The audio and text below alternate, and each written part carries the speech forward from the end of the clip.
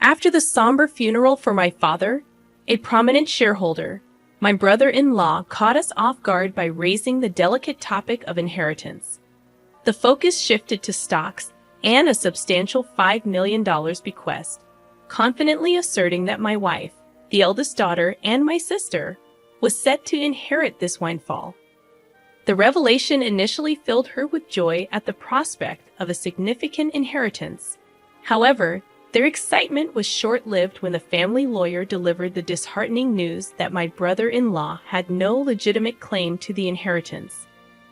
I, Greg Johnson, a 42-year-old office worker, reflected on my father's vibrant life. Despite his age of 78, he remained full of vitality, actively engaged in his work. My older sister, a perpetual source of trouble, led a carefree life, causing continuous worry for our parents. In her middle age, she introduced Aaron Corner, a man she intended to marry. Despite his youth and handsomeness, I couldn't warm up to him due to his demeanor. My sister demanded that our father finance her wedding, swiftly depleting the funds and unapologetically seeking more.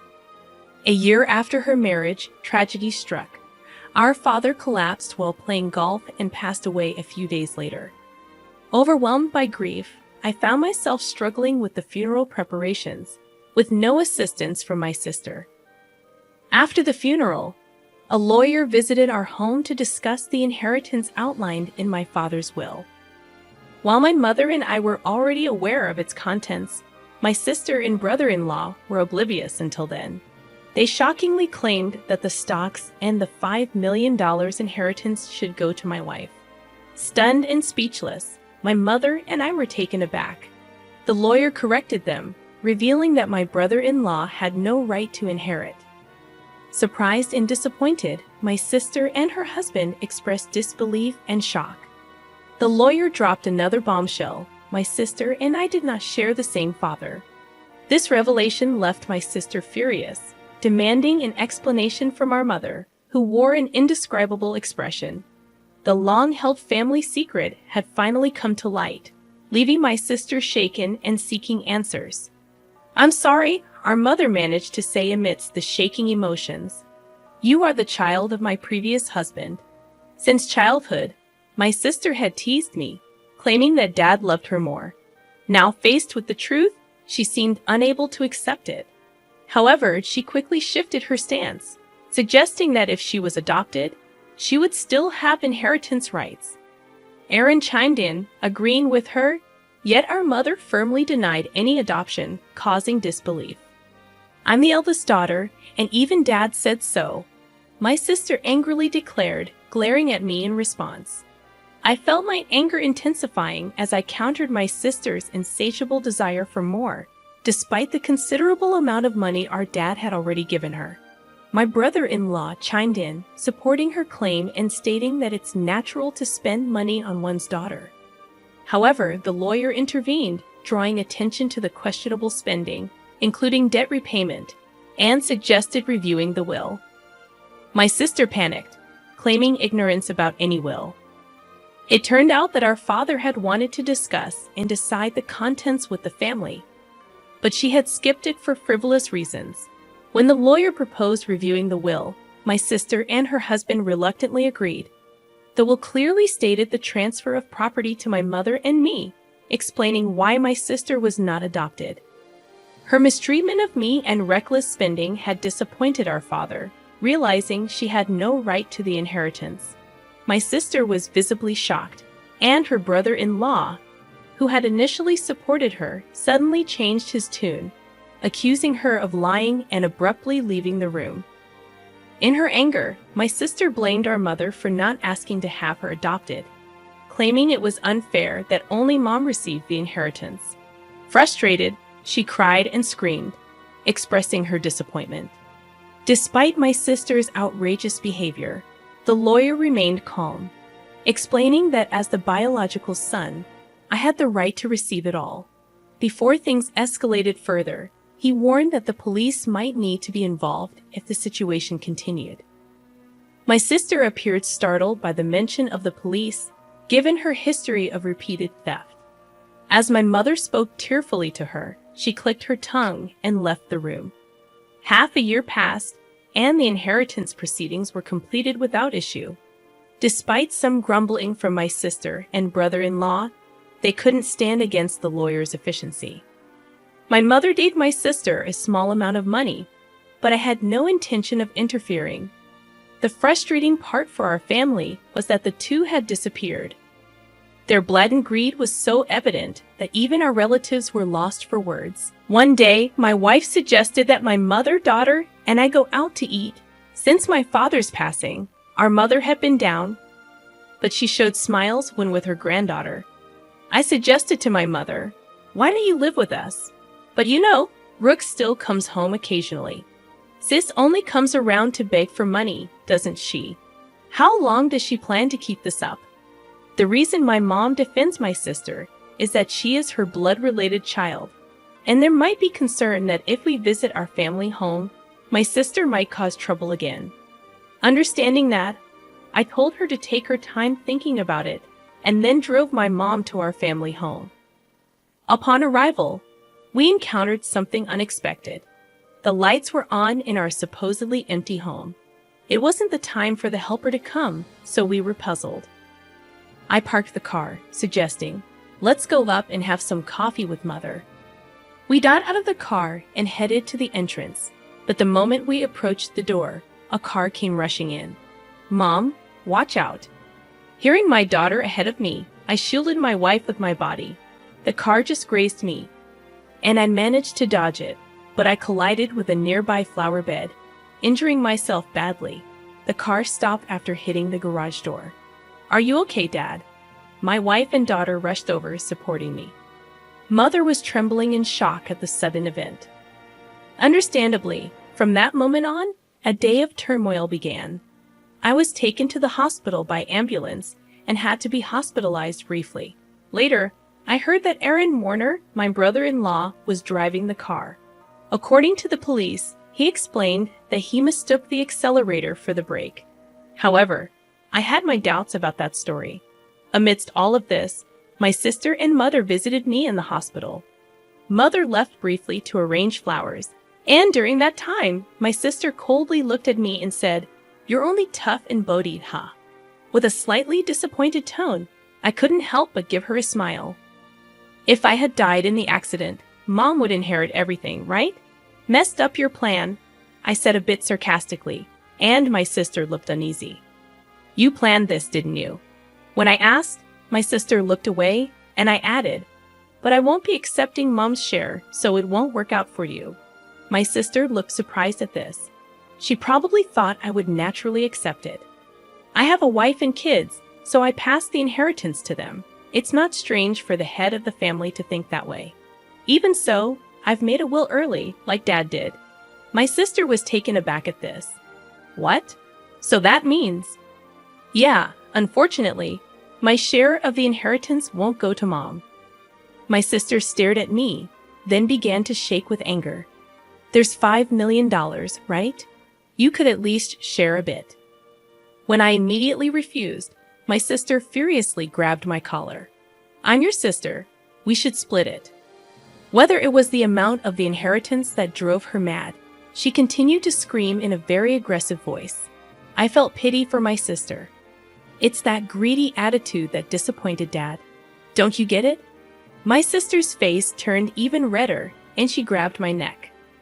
"Bro, stop it." Mother, who had just returned, scolded her loudly. Then the nurses, called by the nurses' call button, arrived and escorted my sister out of the room. Mother seemed to want to protect my sister, but my sister had lashed out at her too. As she left, she asked, "Why did she turn out like this?" Hearing Mother say this sadly, I felt a pain in my heart. Later, Mother's health deteriorated, and she fell off, gradually weakening. My wife and I started visiting the family home more frequently to support her, but this seemed to upset my sister. Probably she encountered my wife when coming to ask for money or heard about it from Mother. One day, my sister called my cell phone. "From now on, we will take care of Mom. You guys don't need to come. Watch this." All of a sudden, however, my sister wasn't listening and said, "We've already decided, before hanging up. My wife told me she had been turned away by my sister. Too concerned about how my sister, who had no experience in household chores or living, would manage, I quickly contacted Mother. To my surprise, I found out that my brother-in-law had experience in caregiving. Mother was still independent, not yet in a worrying state. This reassured me. However, within just a month, Mother was rushed to the hospital in an ambulance. It was said to be due to a medication dosage error. When we rushed to the hospital, Mother was shockingly weak. The doctors also seemed puzzled by her condition. I couldn't recall such a mistake ever happening before. Leaving my wife to care for Mother, I went to our family home, which was in a terrible state. Despite my mother's love for cooking, the usually well-stocked fridge was shockingly empty. Even the helper had been swiftly dismissed. Feeling ashamed of trusting my sister even a little, anger surged within me. Checking the safe where valuables were kept, I discovered a large amount of money missing from Mother's passbook. The passbook with the inheritance was secure in a bank locker, but there was hardly any money left for living expenses. Returning to my mother, I explained the situation and revealed my sister's betrayal. Brooke did such a thing. Mother seemed unaware of the passbook issue and showed a shocked expression. When asked about the medication error, she explained that my brother-in-law had prepared it and looked troubled.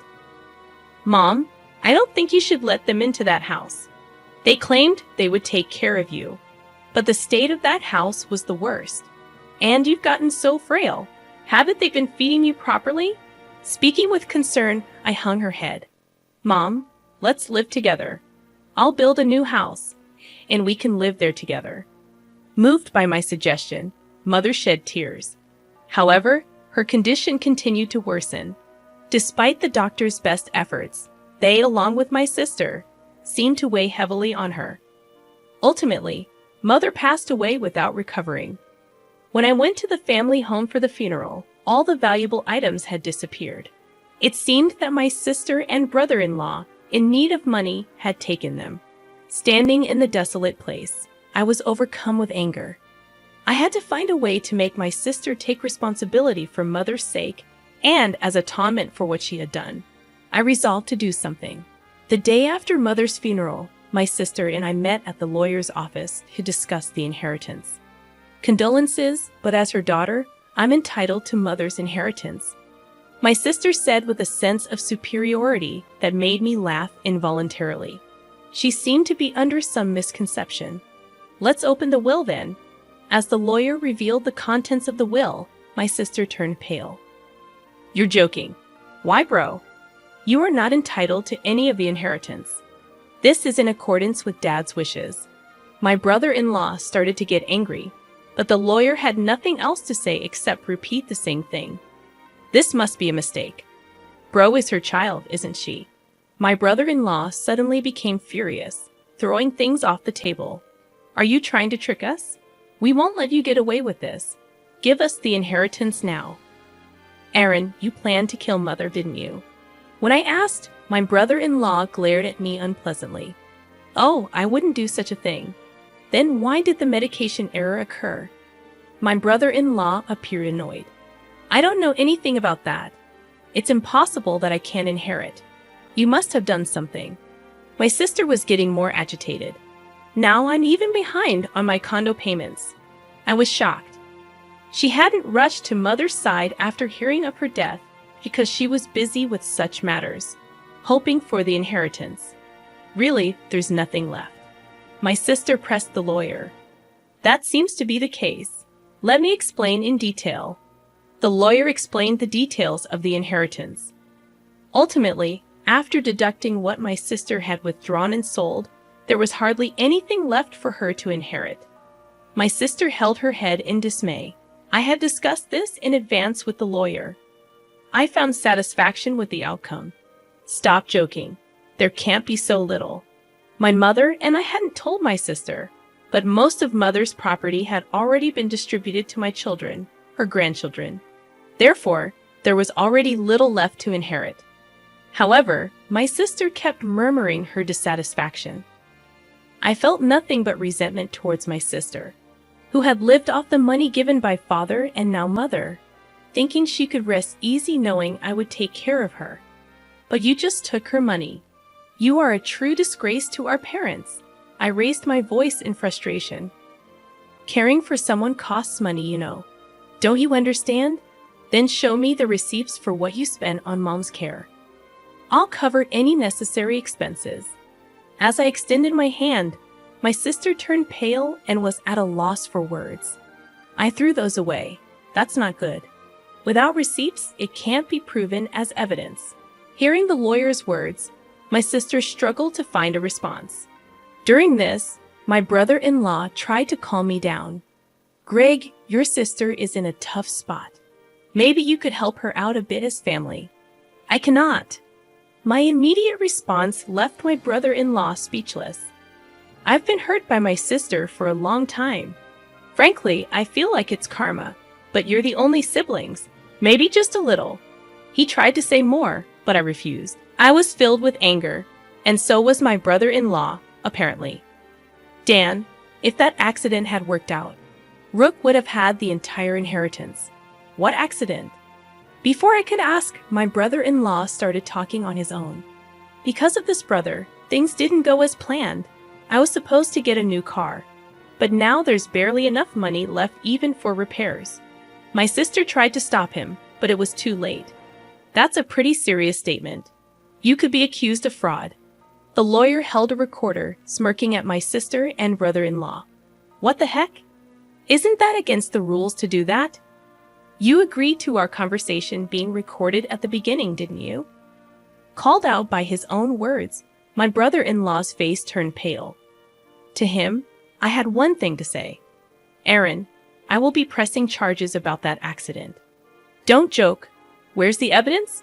The evidence has just been provided by you. My sister, crying, began to hit my brother-in-law. You idiot! It's all your fault. Why did you say that? Later, my brother-in-law faced legal consequences for his actions. Additionally, unresolved suspicions about his past emerged, requiring police involvement. For some time, my sister, as an accomplice, was said to face lesser charges. However, struggling with her condo payments, she was turned away by relatives when she asked for money. In contrast, I chose to work earnestly and not rely on inheritance. Now, receiving stock dividends has become a small pleasure in my life. In the aftermath of the legal proceedings, the rift between my sister and me widened. The family bonds that were already strained became nearly non-existent. Despite her attempts to seek support from relatives, my sister faced a cold shoulder, and her financial struggles continued. Meanwhile, I focused on building a stable and fulfilling life for my own family. Working diligently, I found solace in providing for my wife and children without relying on the tumultuous inheritance battles that had plagued us. The stock dividends became not just a financial benefit, but a symbol of my commitment to a more secure and principled life. Over time, my sister's situation didn't improve. The consequences of her actions weighed heavily on her, both financially and emotionally. It became a stark reminder of the importance of responsible choices and the lasting impact they can have on one's life. As the years passed, I held no ill will towards my sister, recognizing that everyone faces their own battles and makes their own choices. Still, the events that unfolded served as a powerful lesson about the significance of integrity, responsibility, and the enduring consequences of one's actions. In the midst of the turmoil, I found strength in forging ahead with resilience, determined to create a future that wasn't tainted by past misfortunes. The dividends, once a mere financial gain, evolved into a testament to the enduring power of personal growth and the ability to rise above adversity. Life moved forward, and I embraced the opportunities to thrive, leaving behind the shadows of familial discord. The lessons learned from this chapter of my life became an integral part of shaping my values and decisions, ensuring a legacy built on principles rather than the pursuit of material gain. In the end, it was not the inheritance that defined my journey, but the choices made along the way, choices that led to a life grounded in authenticity, resilience, and a commitment to building a better future for those I cared about the most.